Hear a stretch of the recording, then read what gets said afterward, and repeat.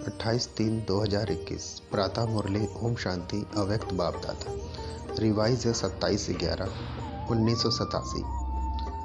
आज का टाइटल है बेहद के वैरागी ही सच्चे राज ऋषि।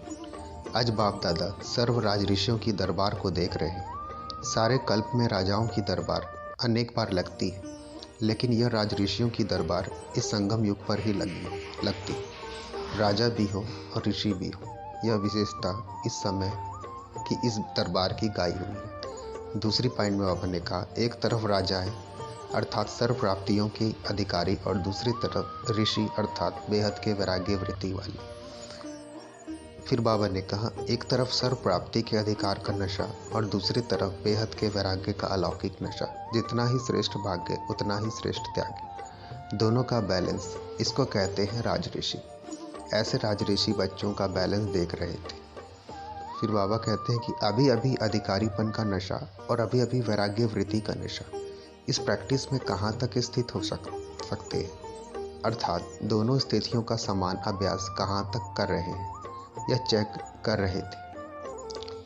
बेहद के वैराग्य वृत्ति का अर्थ ही है वैराग्य अर्थात किनारा करना नहीं, लेकिन सर्व प्राप्ति होते हुए भी हद की आकर्षण मन को व बुद्धि को आकर्षण में नहीं ला। बेहद अर्थात मैं संपन्न आत्मा बाप समान सदा सर्व कर्मेंद्रियों की राज्य अधिकारी, इन सूक्ष्म शक्तियाँ मन बुद्धि संस्कार के भी अधिकारी, संकल्प मात्र भी अधीनता ना हो, इसको कहते हैं राज ऋषि अर्थात बेहद की वैराग्य वृत्ति। यह पुरानी देह व देह की पुरानी दुनिया व व्यक्त भाव वैभवों का भाव, इन सब आकर्षणों से सदा और सहज दूर रहने वाले। उदाहरण में बाबा बताते हैं कि जैसे साइंस की शक्ति धरनी की आकर्षण से परे कर लेती है, ऐसे साइलेंस की शक्ति इन सब हद की आकर्षणों से दूर ले जाती है। इसको कहते हैं संपूर्ण संपन्न बाप समान स्थिति। तो ऐसी स्थिति के अभ्यासी बने हो। आगे बाबा बोलते हैं कि स्थूल कर्मेंद्रियाँ, यह तो बहुत मोटी बात है। कर्मेंद्रिय जीत बनना यह फिर भी सहज है, लेकिन मन बुद्धि संस्कार इन सूक्ष्म शक्तियों पर विजयी बनना यह सूक्ष्म अभ्यास है। जिस समय जो संकल्प जो संस्कार इमर्ज करने चाहो, वही संकल्प वही संस्कार सहज अपना सके, इसको कहते हैं सूक्ष्म शक्तियों पर विजयी अर्थात राज ऋषि स्थिति। फिर बाबा ने कहा, जैसे स्थूल कर्मेंद्रियों को ऑर्डर करते हो कि यह करो यह ना करो, हाथ नीचे करो हाथ ऊपर करो तो ऊपर हो जाता है ना, ऐसे संकल्प और संस्कार और निर्णय शक्ति बुद्धि ऐसे ही ऑर्डर पर चले। आत्मा अर्थात राजा मन को अर्थात संकल्प शक्ति को ऑर्डर करे कि अभी अभी एकाग्रचित्त हो जाओ, एक संकल्प में स्थित हो जाओ, तो राजा का ऑर्डर उसी घड़ी उसी प्रकार से मानना, यह है राज्य अधिकारी की निशानी।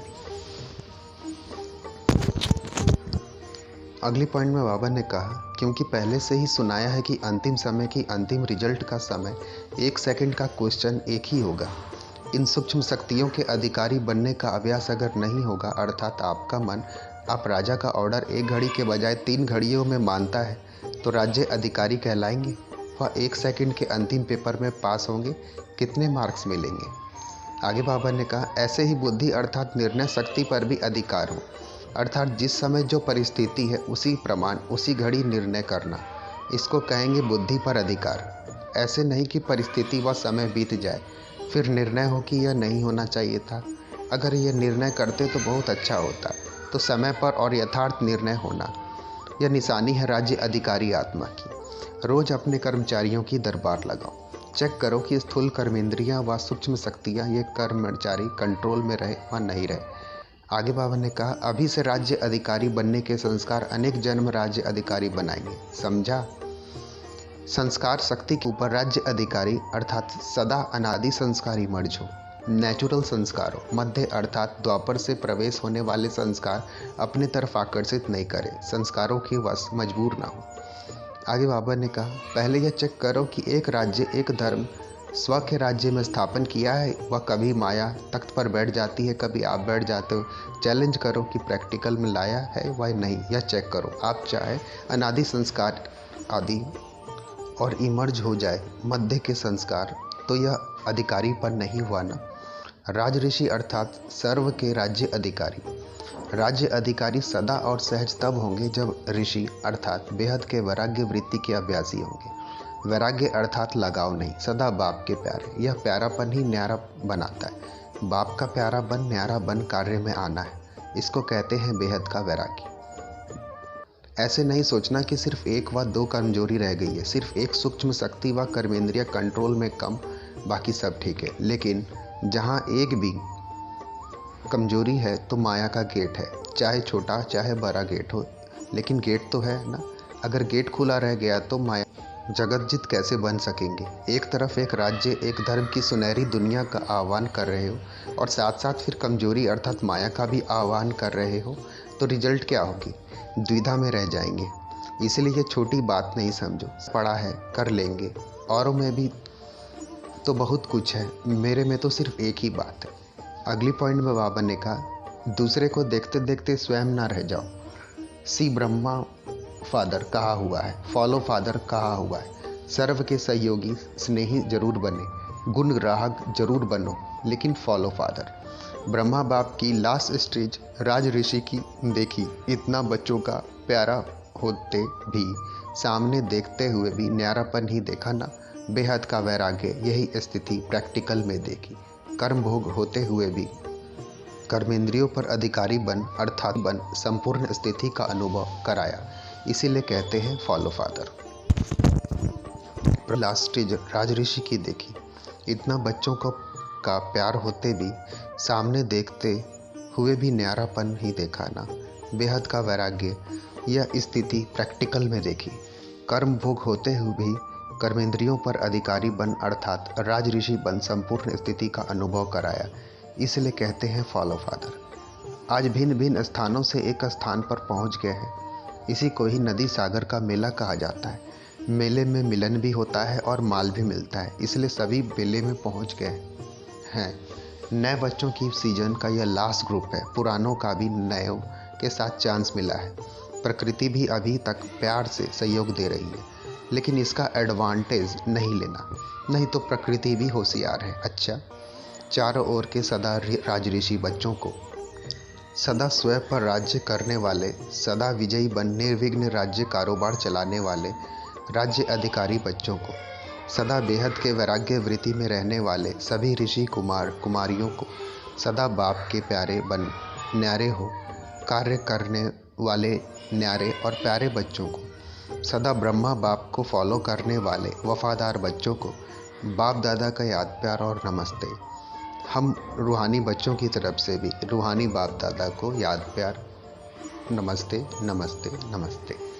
पार्टियों से अव्यक्त मुलाकात में बाप दादा ने कहा, अनेक बार की विजयी आत्माएं हैं, ऐसा अनुभव करते हो?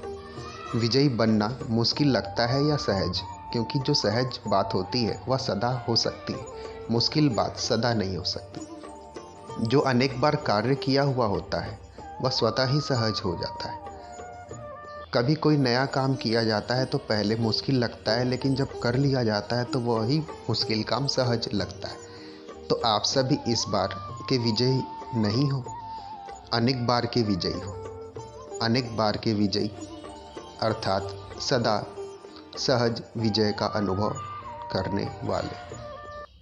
अपने को भाग्यवान समझ हर कदम में श्रेष्ठ भाग्य का अनुभव करते हो, क्योंकि इस समय बाप भाग्य विधाता बन भाग्य देने के लिए आए हैं। भाग्य विधाता भाग्य बांट रहा है। बांटने के समय जो जितना लेने चाहे उतना ले सकता है, सभी का अधिकार है। जो ले जितना ले।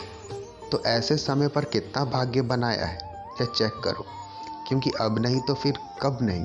इसलिए हर कदम में भाग्य की लकीर खींचने का कलम बाप ने सभी बच्चों को दे दिया है। कलम हाथ में है और छुट्टी है। जितनी लकीर खींचना चाहो उतना खींच सकते हो। कितना बढ़िया चांस है। सदा अपने को स्वदर्शन चक्रधारी श्रेष्ठ आत्माएं अनुभव करते हो। स्वदर्शन चक्र अर्थात सदा माया के अनेक चक्रों से छुड़ाने वाला। स्वदर्शन चक्र सदा के लिए चक्रवर्ती राज्य भाग के अधिकारी बना देता है। यह सुदर्शन चक्र का ज्ञान इस संगम युग पर ही प्राप्त होता है। ब्राह्मण आत्माएं हों इसलिए सुदर्शन चक्रधारी हो। ब्राह्मण को सदा चोटी पर दिखाते, चोटी अर्थात ऊंचा। ब्राह्मण अर्थात सदा श्रेष्ठ कर्म करने वाला। ब्राह्मण अर्थात सदा श्रेष्ठ धर्म धारणाओं में रहने वाले। ऐसे ब्राह्मण होना, नामधारी ब्राह्मण नहीं, काम करने वाले ब्राह्मण, क्योंकि ब्राह्मणों का भी अंत में भी कितना नाम है। अब सच्चे ब्राह्मणों का ही यादगार अब तक चल रहा है। कोई भी श्रेष्ठ काम होता होगा ब्राह्मणों को ही बुलाएंगे, क्योंकि ब्राह्मण ही इतने श्रेष्ठ हैं। तो किस समय इतने श्रेष्ठ बने हो? अभी बने हो, इसलिए अभी तक भी श्रेष्ठ कार्य का यादगार चला आ रहा है। हर संकल्प, हर बोल, हर कर्म श्रेष्ठ करने वाले ऐसे स्वदर्शन चक्रधारी श्रेष्ठ ब्राह्मण हैं। सदा इसी स्मृति में रहो। अच्छा, वरदान में फिर बाबा ने कहा, अपने पूजन को स्मृति में रख, हर कर्म पूजनीय बनाने वाले परम पूज्य भव। स्पष्टीकरण, अब बच्चों की हर स्थिति शक्ति का पूजन देवी देवताओं के रूप में होता है। सूर्य देवता, वायु देवता, पृथ्वी देवता, ऐसे ही निर्भयता की शक्ति का पूजन वाली देवी के रूप में है। सामना करने की शक्ति का पूजन दुर्गा के रूप में है। संतुष्ट रहने और करने की शक्ति का पूजन संतोषी माता के रूप में। वायु समान हल्के बनने की शक्ति का पूजन पवन पुत्र के रूप में। तो अपने इस पूजन को स्मृति में रख, हर कर्म पूजनीय बनाओ, तब परम पूज्य बनेंगे। फिर स्लोगन में बाबा ने कहा, जीवन में संतुष्टता और सरलता का संतुलन रखना ही सबसे बड़ी विशेषता है। जीवन में संतुष्टता और सरलता का संतुलन रखना ही सबसे बड़ी सफलता है। ओम शांति।